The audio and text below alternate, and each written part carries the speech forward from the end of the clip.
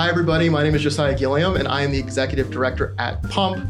And we are thrilled today to have a chance to talk with the beneficiary for this year's Kickball for a Cause. For people that don't know, one of our signature events every year is a 32-team kickball tournament. We play in Mellon Park, second Saturday of every August. Organizations self-nominate themselves. We put out a list to the community to vote on. And RentHelpPGH earned the most votes this year. And we have some of their team members here with us today. And just wanted to record a quick conversation about the work they do and their history, ways that people can learn more about them and that kind of stuff. So without further ado, we'll start with a round of introductions and then talk a little bit more about the org and the work that they do in the Pittsburgh community. So I'll start to my left here, name, title, and what you do at the organization. Yeah, thank you, Josiah. Abby Ray Lacombe. I'm the Executive Director of Rent Help Pittsburgh since 2020 when we started.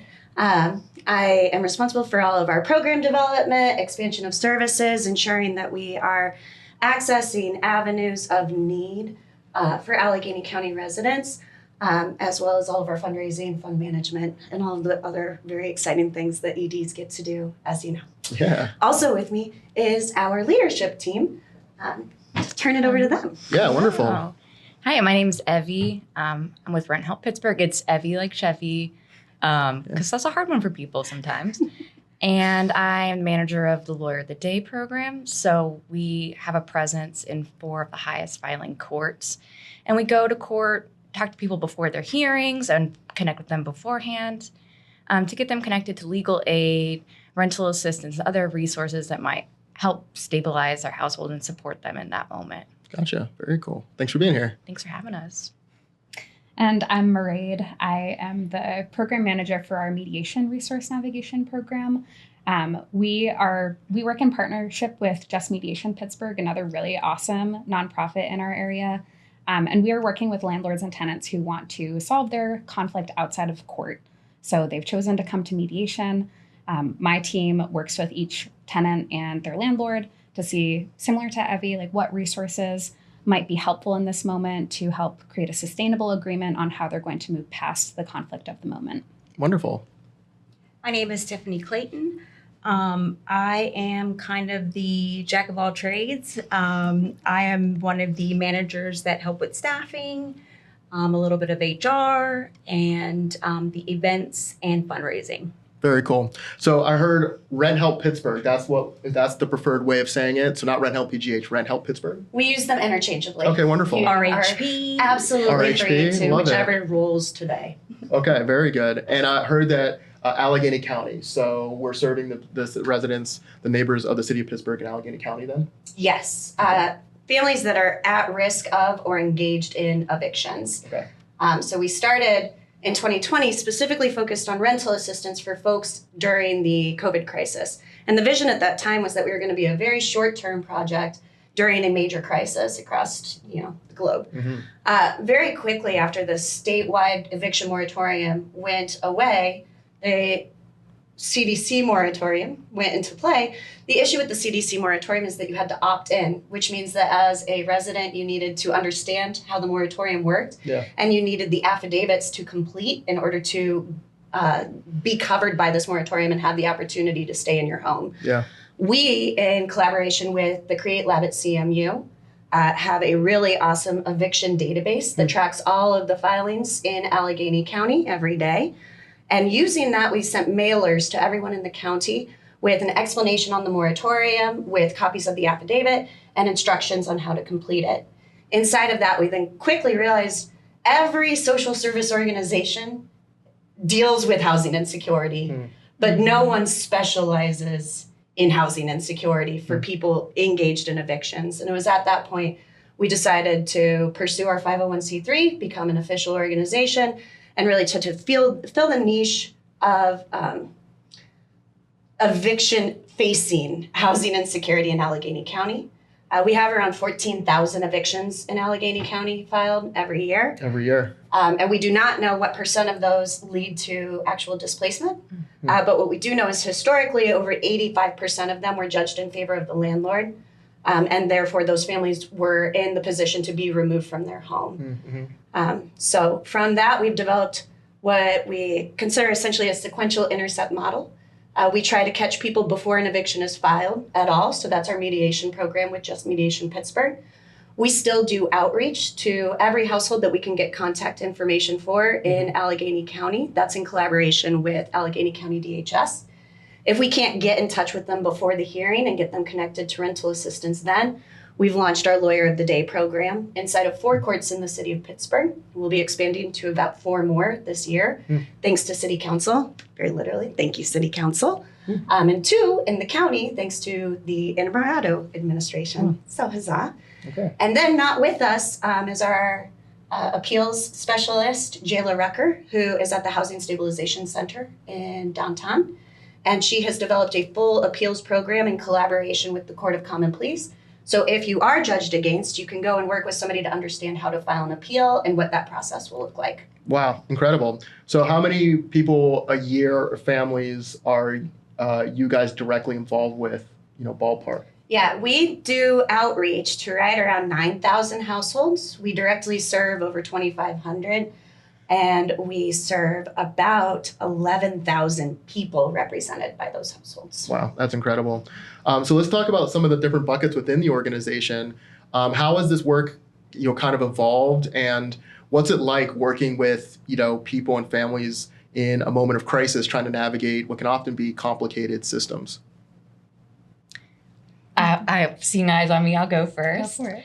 I feel like to the first question, how's the program evolved? It's always evolving. We're always finding new ways to get more involved. We let people know that they had their hearings coming up. We prepare them for what's a day in court going to look like. The tenants that we work with are very empowered and smart, and literally, I feel like so many of us are just one paycheck away from being at risk of eviction. So we really just are there to empower them as they navigate and connect them to resources that we just have direct referral pathways to, or a little more knowledgeable because we've been doing it for so long. But we've built a system where there are just so many safety nets between. We connect people before court and we talk to them at court, or they'll call us between court. So it's really about making those warm connections to other agencies. And it's just a pleasure getting to work with people every single day, and people that are willing to, the fact that people are willing to talk with us and let us in that moment is huge. Right. No, it's a wonderful a moment of community, right? In the midst of challenges and stuff like that. Anything else the team would add to what the work's been like? I know that one story I can relate is one of our resource navigators was working with a gentleman, and the question was how did you get behind on your rent? And unfortunately, his girlfriend had been killed, and he just was so depressed. He said that he couldn't even think about the next day. So these are people, like you said, that are just really in the midst of crisis. And our navigators, I cannot say enough about. I mean, they're so compassionate and giving and patient and kind, and they, just really hold people's hands while they're in a crisis. And I think that just means so much. Yeah, it's wonderful to hear about services that aren't transactional, right? Where you have people that are walking with people as they navigate. It's not just a pamphlet and good luck, right? It really is meeting them where they're at. Truly non-judgmental. Yeah, I think that's one of the most important parts. In social services over the last couple of decades, since the 90s, really, there's been this big push toward do you deserve help? But the reality is, for us, close to 93% of our clients are below 50% AMI in Allegheny County. They are very literally in a situation that they can do their very best and experience a very normal setback, a diagnosis. A kid gets sick for a couple of weeks and they miss work. And the shame that we have built into our culture around that, when there is no pathway to avoid. And one of the things we work so hard on inside of Rent Help is reminding people we're going to find a pathway through this, but the first step is understanding that you are not ashamed to me. I am not ashamed of you for being in this situation. It's a hard situation, and you're going to be okay, and I'm going to help you remember that you are strong and you can be okay. And I think that's one of the things, like Tiff was saying, that's just so beautiful. We have, outside of us, 14 other people at Rent Help who spend all of their time working with people. And one of the most recurring setbacks, and one of the things we value the most, is the first 15 to 45 minutes of a conversation is going to be helping someone remember their dignity and understanding their strength and capacity and taking the next step forward. That's really great. So how many people are on the team now? At present, we have 18. Wow. And with some anticipated expansions of Yes. Lawyer of the Day, we're anticipating getting to around 27 this fiscal year. Wow. So since COVID, since 2020. Yeah. We started in July of 2020.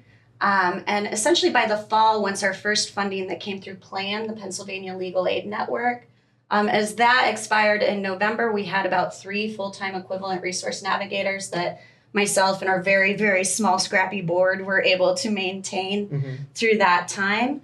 So since then, we've grown from 3 full-time equivalents to we have 15 full-time equivalents, 5 staff essentially at that time, including myself, to now 18. Wow. That sounds like tremendous growth. It's been a lot. Yeah. It's been a whole journey, huh? Yes, it's been a journey of ups and downs. We, like so many very, very exciting, the light on the side of the cloud, good things from COVID, was this influx of funds that allowed so many nonprofits to try new things and experiment differently, and think a little differently about when interception can take place. And inside of that, Rent Help, working with Just Mediation Pittsburgh, with Neighborhood Legal Services, with Action Housing, with the Pittsburgh Hispanic Development Corporation and Community Justice Project, we launched a housing stabilization collaborative, inside of which all rental assistance is housed, the appeal programming, housing stabilization center, landlord-tenant mediation, lawyer of the day. So our effort was to take what prior to 2020 would be these fragmented programs fighting against one another and put them into one house where we advocate for funds together. We work with funders, URA, City of Pittsburgh, DHS together to understand with any singular piece missing, you are simply transferring the burden and the cost farther upstream when people are more destabilized and are going to have more struggle to get back on their feet. Gotcha. Makes sense to me. So you mentioned that some of this recent growth is thanks to Pittsburgh City Council and the Innamorato administration at the county executive's office. What has been the kind of reaction that public officials have had, to the work, and what's the future of the organization looking like in that context? I'm wondering if there are systemic changes or legislation that you guys would like to push for that could help your mission be more successful. Yeah. First off, our reception has evolved dramatically. Collaboration is not a common method of implementing social services because it's really difficult. Sure. And so I think there was some skepticism about whether or not we and our partner organizations would have the durability to see the development through. Sure. Now that we're 5 years in, we have really, really wonderful relationships with DHS. We have really great relationships with both representatives in the Peduto administration and now in the Gainey administration. We're really looking forward to working with Corey O'Connor or whoever is elected in November. So across the board, the municipalities and the county have been really, really grateful, I think, to have people here that are taking this part seriously. Yeah. Naturally, what we are always focused on is sustaining it. Right. And so I think this is just the classic social service conundrum. As soon as you get your budget nailed down for this fiscal year, you're ready to go before county council, go before city council, and say, we need to do it again for next year. Because one of the really true things about the eviction crisis is if we don't take poverty seriously and attempt to understand how do we lift people out from paycheck to paycheck in the most secure scenario that they can be in, then we will always be dealing with housing insecurity. And housing insecurity is always going to be the first thing you have to resolve if you want your investments in healthcare, your investments in education, in transportation development, and making internet more accessible. Every one of these is reliant upon people having a place to call home and feeling secure and safe in that home. Yeah, no doubt. What else do you guys think? Any things you would add? One thing I do want to do is give a shout out to some of the landlords that we work with, because I think a lot of times they get kind of a bad rap. But we have dealt with some landlords that have actually, really loved our programs. Mairead can talk to how many of her staff have gotten landlords to waive hundreds of dollars, well, probably thousands. Yeah. I mean, the three of you, like your teams reflected many tens of thousands of rental forgiveness because of the trust that landlords have in them and their resource navigation team. And just to know that we're working for the tenant, obviously, but we're also there to support the landlords too. Right. Yeah. I'm curious to hear more about that. Yeah, something I learned early on in this work is that as much as, we focus on keeping a tenant stably housed, we're also helping that landlord stay financially stable because it costs a lot to turn over a tenant. Some estimates are like $5,000 to go through the legal process if needed, and then clean the unit out and then find a new tenant. It can be a really lengthy process that really, hits the landlord really hard. Obviously, it hits the tenant even harder. You have to find a new unit. So in the mediation program, we're really trying to get upstream of that, work together to find a root cause of what the issue is. And during that conversation, a lot of understanding comes to the forefront that allows people to make decisions that they normally wouldn't if they hadn't talked about it. And when I say that, some things that come to mind are sometimes there's cultural differences between landlords and tenants. There are sometimes maintenance issues or habitability issues that come out. Sometimes the issue is like a third party, like Section 8 hasn't been processing paperwork in the proper way. And it's causing a conflict that the landlord and tenant are at odds together about. And so when you're able to, be willing to hear that and even find like generosity to do something within your capability to help move forward from that, you can avoid a big cost in the future, whether that be like the eviction cost or the cost of turning over the unit. Something else I learned was that eviction is a permanent thing on someone's record currently. There are efforts at the state level to change that, to treat eviction on someone's record similarly to a credit infraction. And, 7 years ago, we're going to just wipe that from the record. Currently, if you have an eviction filing against you, regardless of the outcome, it is on your record permanently, and landlords can look at that and make a decision about whether they're willing to rent to you or not. Again, regardless of if you won that hearing, if it was dismissed, if it was withdrawn, just the filing against you. So having an opportunity to acknowledge that there's a problem, agree that you want to work together to move forward from it, and then having an avenue to do that in mediation has been transformative for many families. That's wonderful. So that change of switching the system so that, it's 7 years or some time frame and it gets dismissed. Is that legislation? Is that a determination from a department at the state level? Legislation. Legislation. Yep. And it has passed through the House, I believe, and so is it at the has. Senate right now. Yes. Oh, so there is current legislation that has passed through the House. Yes. It's HB 1095. HB 1095. Okay. Very interesting. Okay, very good. Any other like systemic changes you think would help? Because something that's very clear. Where do we begin? So many. Where do we start? That's like one of those Just scrolls, cause like evictions. Right now in Allegheny County and in the Commonwealth of Pennsylvania, you can evict, a landlord can evict for any reason whatsoever. There's no limitation on that, and there is no limitation within the courts. So technically, Josiah, I could go to a court. It wouldn't even need to be the magisterial district court that you live in, and pick a random address and say, Josiah Gilliam, I'm filing an eviction against you. It would be illegal, but the eviction would still be on your record. Oh, that's interesting. Yes. Like at present, the way we have the legal system defined that isn't unique, but it is a serious barrier inside of Pennsylvania is if your lease is expiring, right? Then I can file an eviction against you. Like end of lease is a perfectly valid reason. It is on the complaint form for me to file an eviction against you. Again, it's the end of our contract.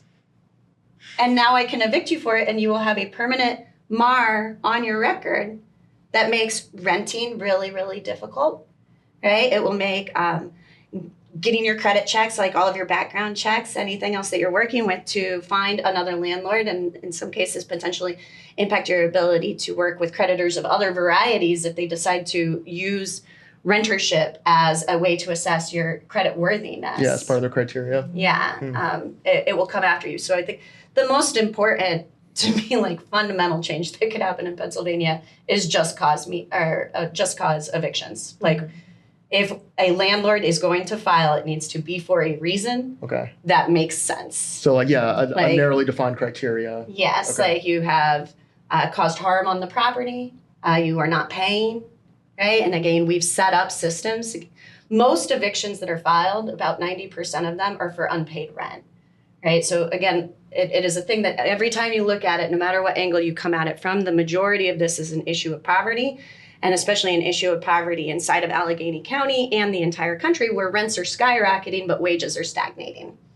But as soon as you step out to what's the next level of cause, if it's not that, it is typically going to be something like, oh, an end of lease term. This person hasn't done anything. Yeah. Right? But perhaps the landlord just wants to increase the rent because they're in a neighborhood that is going through rapid rental increases. And they're like, oh, I rent this to you right now for $1,100, but I could rent it for $1,600. So you're out.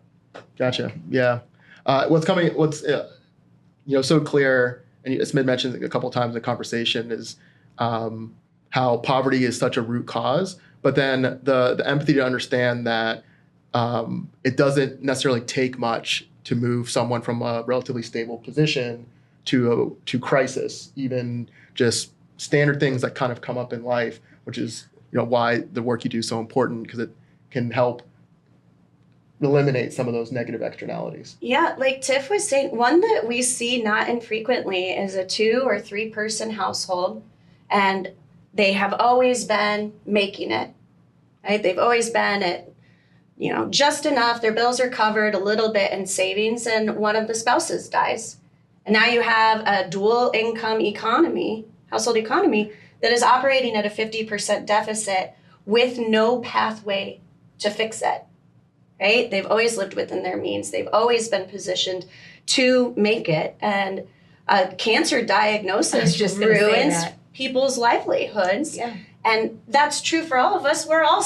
We are all scared of our spouse or a significant other going through a major medical crisis.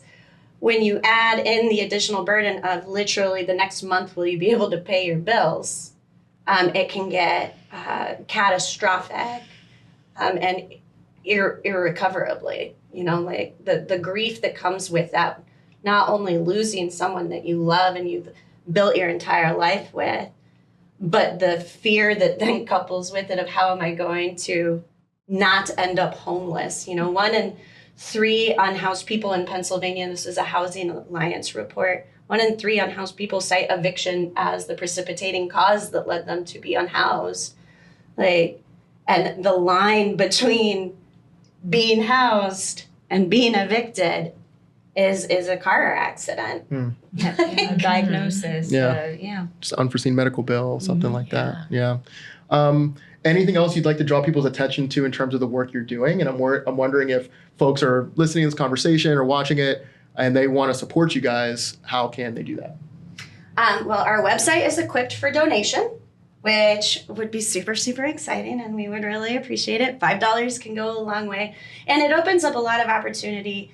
Direct donation opens up a lot of opportunity for us to do some of the more experimental ideas, like implement different things. We're going to be doing a little backpack giveaway at the Housing Stabilization Center for high schoolers and elementary kids that we're working on figuring out how is the best way to incorporate people from all of the ASK programs and be able to get them shuttled into that opportunity.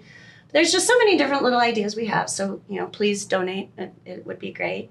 Additionally, on September 9th, we will be having our first ever State of Evictions in Allegheny County at the Pittsburgh Foundation. Oh, good. We have had the foundation community in Allegheny County has been with Rent Help, Just Mediation, and ASK just hand in hand since 2020. I can't say enough great things about Heinz Endowments and Hillman and absolutely Pittsburgh Foundation. So that'll be Tuesday, September 9th, Okay. 3 p.m. We'll have speakers. We'll have all sorts of really interesting information. We'll have a nice panel with some really great guests.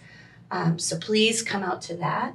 And then come visit us at Pump and learn more about not just, all the reasons evictions are really extreme crisis in Allegheny County, but all the really cool things and amazing people that are working hard to alleviate the burden and the traumatic experience that it can be for our neighbors. Yeah, it takes a village, right? You guys work. Absolutely. I mean, since the very beginning of the conversation, so many instances you're acknowledging the partners you have in this work, which I think is terrific. And I'm very pleased to hear that. Not surprised, but that there's been that support from the foundation community, right? Great to hear about City Council and the County Executive's Office. That's really exciting. So yeah, we're gonna play kickball on August 9th in Mellon Park. Curious how you heard about the tournament, and then yeah, what do folks have in store in terms of seeing you guys, at the day?